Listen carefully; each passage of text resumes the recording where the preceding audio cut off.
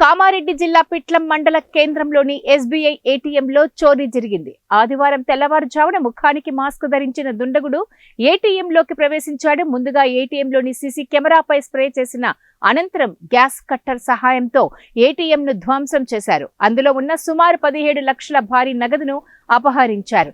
ఘటనా స్థలానికి చేరుకున్న పోలీసులు కేసు నమోదు చేసి వివరాలను సేకరిస్తున్నారు. అయితే గతంలో బిస్కుందా పట్టణంలో సైతం ఏటీఎం మిషన్ను ఇదే విధంగా ధ్వంసం చేసిన ఘటన జుక్కల్ నియోజకవర్గంలో జరిగిన పరిస్థితి ఉంది. 161వ జాతీయ రహదారి ప్రక్కన ఉన్న పట్టణాల్లోని ఏటీఎం యంత్రాలను లక్ష్యంగా చేసుకున్న దుండగులు రెచ్చిపోతూ ఉండడం ఇప్పుడు పోలీసులకు సవాలుగా మారింది.